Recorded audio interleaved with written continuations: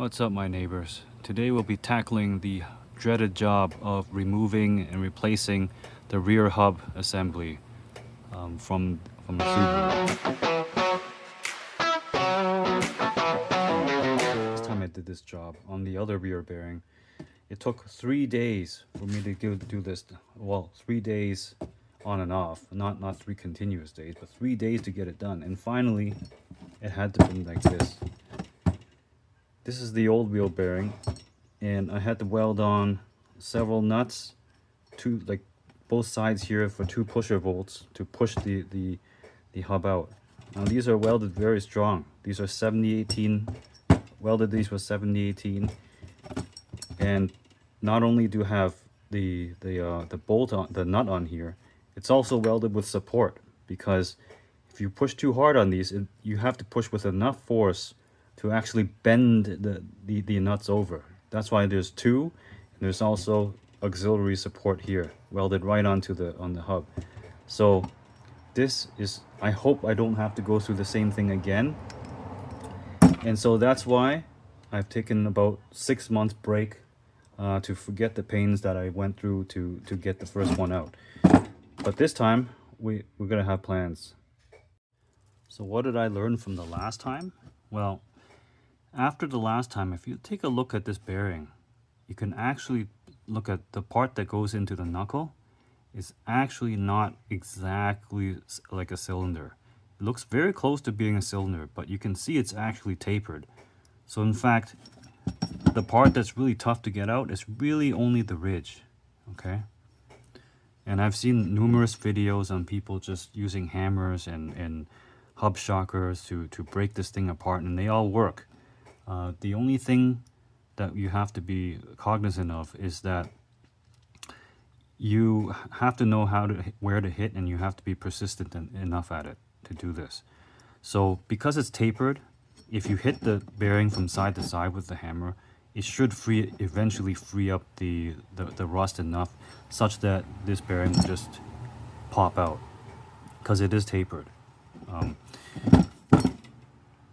Now there's been numerous videos showing people how to hit these things and break them out using hub shockers. Well, and a lot of people say they don't work very well on these Subarus, and I kind of get why.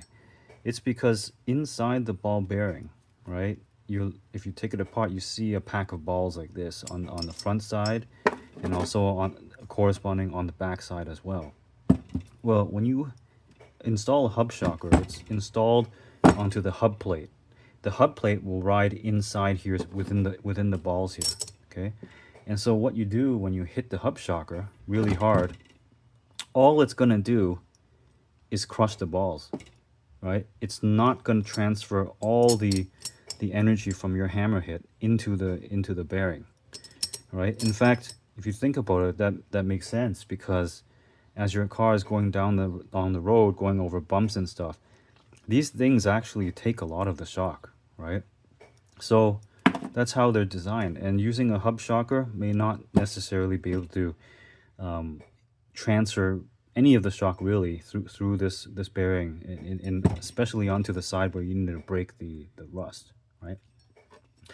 So the first time I was doing this, I still used the hammer and tried to hit it, and I had pulled off the hub face and started hitting on this. But you had to realize where it is safe to hit. Now I started hitting it on the edge over here, and I starting to see the metal warp, okay? Because actually this part of the metal in the front is actually quite thin. You can see even a light hammer hit will dent this. So not knowing what was inside the first time, I was basically afraid to hit it too hard, because if I hit it too hard and too many times, it would probably crush this thing in and probably, distort the I thought it would distort the bearing itself enough that it would be even harder to remove. But this time I know better. If you look at this, if you look at deeper within here, actually beyond the lip here, just about 1 or 2 centimeters here, everything underneath here is thick metal. This is very thin, and any hammer blow would bend it. But if you hit in here, at this area, this metal is super thick, right? In fact, it's so thick that when I did the welding on these nuts, right, I welded it pretty good. 100, about 100 amps on here. You can see some of the heat go through the thinner areas, but on the back side here, deeper into here, you don't see any sign of heat. And that's because the metal is so thick here. So I think this time we simply had a way to hit this part of the bearing many times and have confidence and hit it. We will be able to break this free. Okay. The only problem is when you're doing this on the driveway, you don't have any way to swing the hammer, and that is a problem. Also, I want to show you something. Last time I did this, I also did hit the hub face with something like a hub shocker. It's a homemade, just a huge pipe wrench attached to the rotor, and I just hit on there. So look what it did. I'm willing to bet that all the damage here, see these dent marks, that's actually from the balls just getting crushed into on this race over here. The balls just getting crushed, pushed right into the bearing surface here, denting it all up. I'm willing to bet that's what was happening as it hit on the hub face. It just pushes so much force onto the thing, it dents it, and on as it dents it, I'm wondering if this actually pushes on the outside surface here, making it, bulging it out, making it even harder to remove. So hub shockers, I don't know, probably not. So how are we gonna do it this time? Well, I have some plans and some backup plans and plans for those backup plans. So here's what's coming up for number one: hub face, bolt pusher. Hold the wrench here and impact it in, and push the hub right out. We've seen this in a lot of videos. It kind of works, but we have to be very careful in doing it. Next, as an alternative to using the CV shaft to hold in the hub face as it's being pulled, I can take the CV shaft out, thread this huge bolt into the hub, the bearing hole, and lock it in place while I use the pulling bolt. While I use the pulling bolt simultaneously to pull the hub out. The reason why I want to do this is because if I feel like the pushing bolt is putting too much tension on the CV shaft, I'm going to switch it out and use this thing instead of using the CV shaft to hold it in. So the idea is that this will hold the back of the bearing together, back and the front of the bearings together as it's being pulled out. Okay? If you don't do that, it will just pull the hub face off. Next up,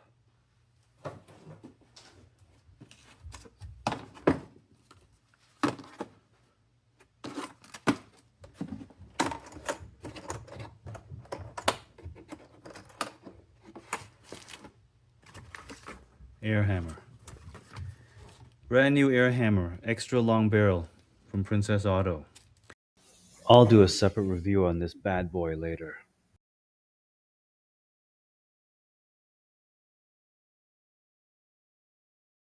Number two, we have a custom-made tool. This is a 2x6 attached with two door hinges and welded onto a piece of angle iron onto the hinges, and we strap on using hose clamps a 3-pound hammer. So the idea is that this one, if we put it on the ground, it will allow us to hammer the hub from the side or from the back while from the ground, because there is no place for you to swing a hammer underneath the car.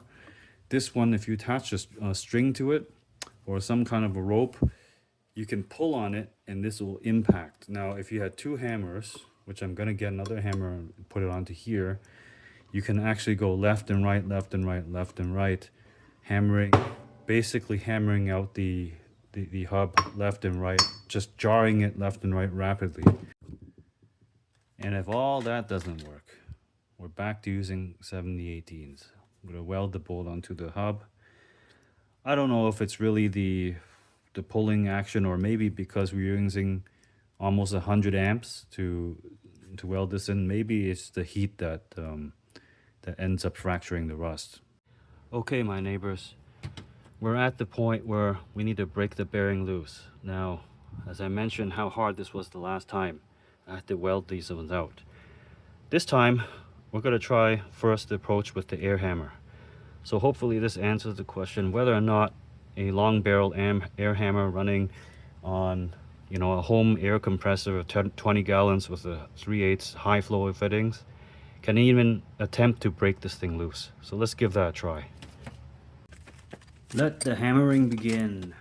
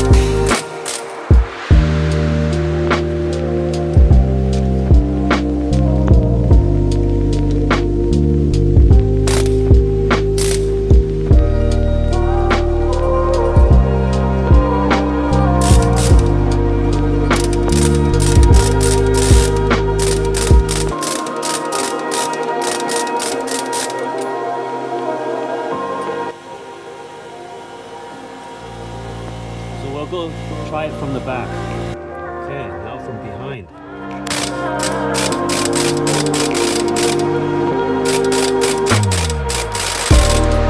There's a wee little crack there, if you can see it. It's hard to see, but it's there.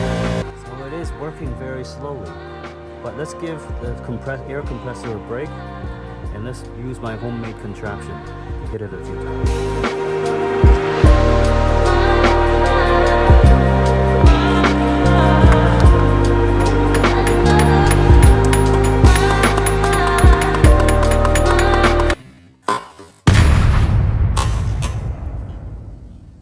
So we're still not out yet, and it decided to rain, so I'm gonna have to take a break. We'll be back soon. So this is the setup now. I've got the locking bolt threaded through the CV axle hole.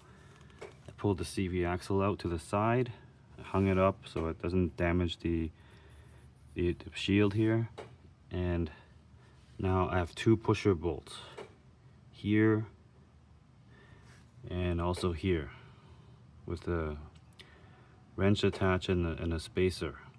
So I had to cut the hub face where the stud bolts were, but I had to also cut a custom hole here, so that they can fit exactly on the opposite sides, so we can gradually kind of push it open. So I think this will work. Let's give it a try. Okay, so let's get this show on the road. If this doesn't work, I don't know what else to do.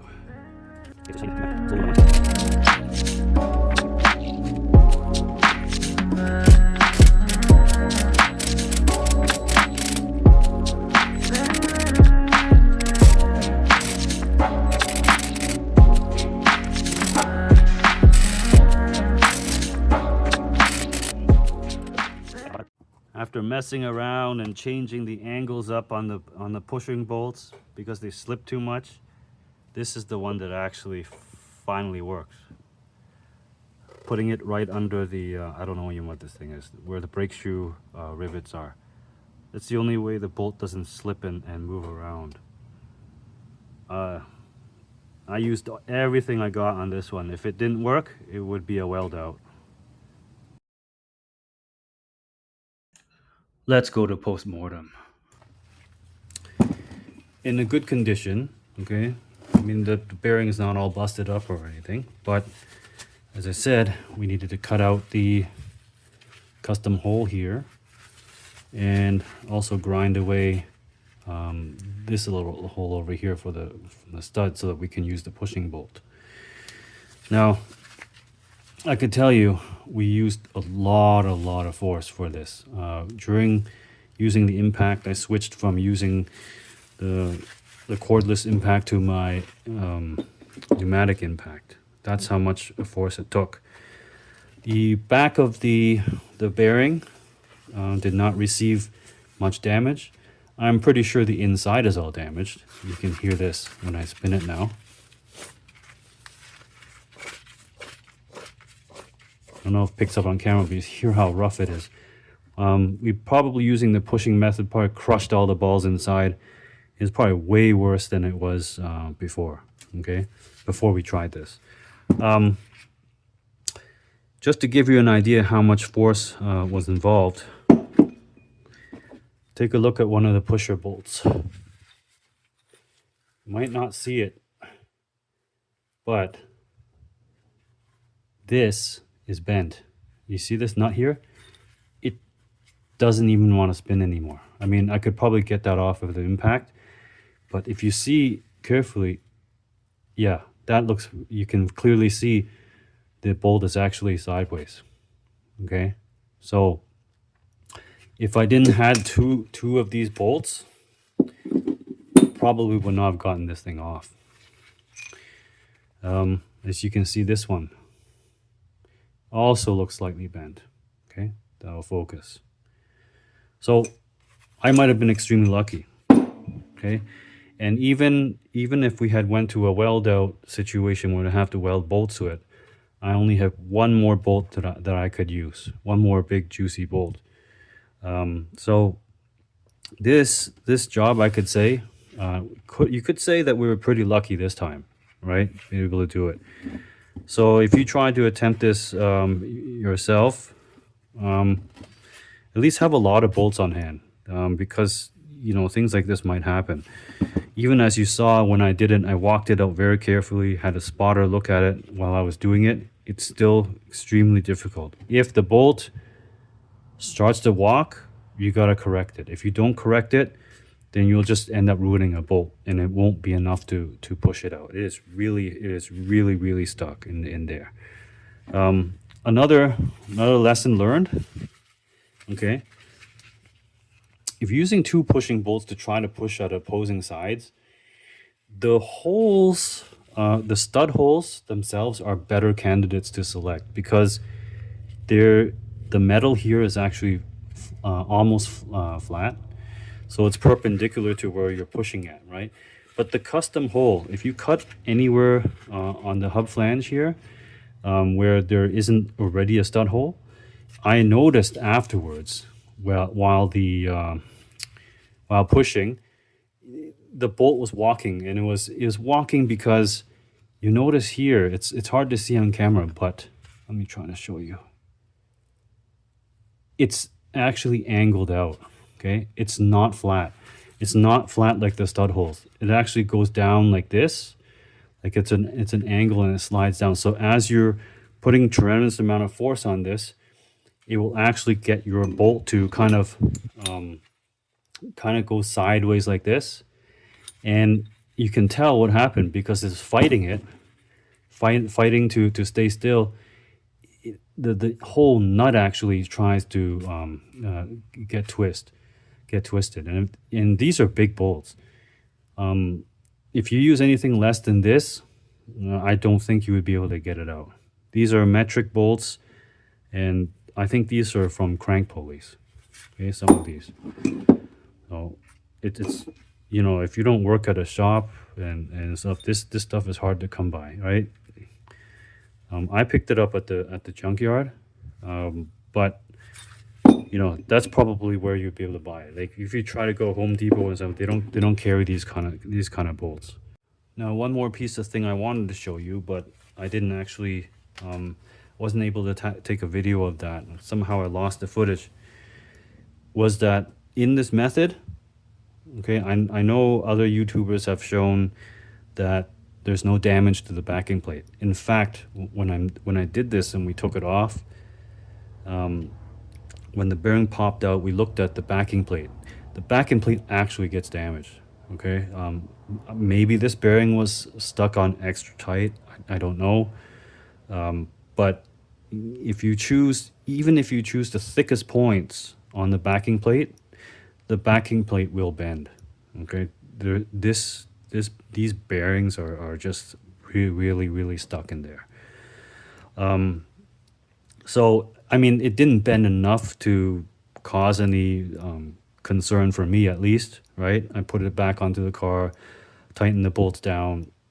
It was bent a little bit, but it's okay. I draw the bolts back in, and I was able to get the bearing all torqued in and nice and tight again. So there was no problem there. But just know that you may damage your backing plate doing this. So I guess we go to lessons. Like, basically, if I had to do again, what would I do differently, right? Just so that we learn something from this. Well, this is a risky proposition at best, I think. You know, if you have especially an really old car, really old Subaru, mine is over, what now? Is over 15, or could be close to probably now 16 years old car. The bearing has never been changed in the rear. There's a good chance that if it doesn't come out, you might need a whole new knuckle assembly for this one. So, and I guess best thing is when you start hearing the bearings go, have it checked out and probably removed and replaced. Don't just suffer with the sound for years. I've suffered for the sound for at least 2 or 3 years, maybe even more. Could have been 4 years. The bearing never had any plate, so there was no safety issues, but the noise just got to me, right? So, but don't wait. The longer, the more years that you wait in here, the rustier it gets, the harder it is to get out. If you don't have welding skills, I don't recommend you try this job. Actually, it's one of the things I could say that I'm extremely lucky to get away with, right? I mean, it could have been real bad. The weld out, I could say, would work, probably, right? But still, I mean, you could end up damaging your backing plate and such, right? And having to replace it. So, yeah, this is one of those ones. Now, in terms of if you do end up trying to do this, what would you do first? I think the order that I selected in this video is okay. Always try the air hammer first, in my opinion, because it does the least kind of damage to the bearings and the rest of the knuckle. As long as you do it correctly, got to treat it this way. Don't believe that any one method can get you out, right? Try the littlest things first, things that will cause least damage first. Although this looks like it's a very powerful, and after doing it twice, I know that, the bolts will kind of work, but I still, if I had to do it again, I would still approach it in this order, right? Try the air hammers first, try the hammers first, because hammering will get this thing out eventually, although it does take long, right? And you may get lucky. Maybe, it's not rusted and so tight. Or maybe you never know. The air hammer hitting this may have loosened this a little. As you can see in the video, I did crack it a little bit, right?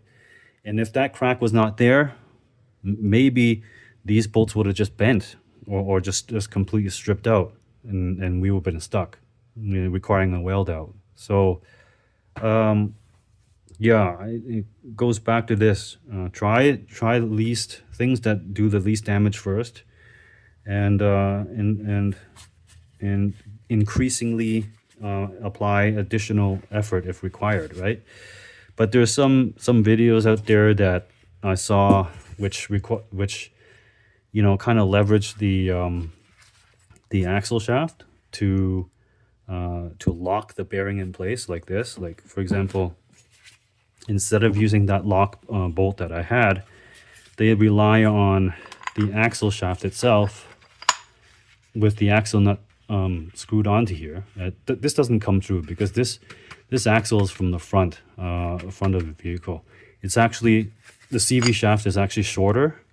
The spline portion is shorter than in the rear, so that's why it doesn't go all the way through. So the amount of force that I used to push this thing, I would not use, you know, the CV shaft to do it, because you could end up damaging. I don't know if it will damage the thread or not, but could it bend to something this big? I'm not sure. Could it crack something this big? I'm not sure either, right? But I wouldn't mess with it, you know. The amount of force is just incredible there. If you need to, one thing you could do is probably go to the junkyard and find one of these. You know, just use use it as a sacrificial a polar bolt, right? That might work, and pull it out. But again, like I said, this thing, you know, is very lucky. I find that we did it. You got to be extremely careful. It's very important to have a spotter look at this, because as you're kind of drilling this thing, because as you kind of turn this thing with an impact from, you know, looking straight at the bearing, you may not see this thing start walking, or you may not see it bending. So having a spotter is incredibly important when you're doing this job. So yeah, that's pretty much all I got. And if you'd like to see how I created that the pusher bolt and how that is assembled, I can make another video and we'll go from there. Thank you. Have a nice day.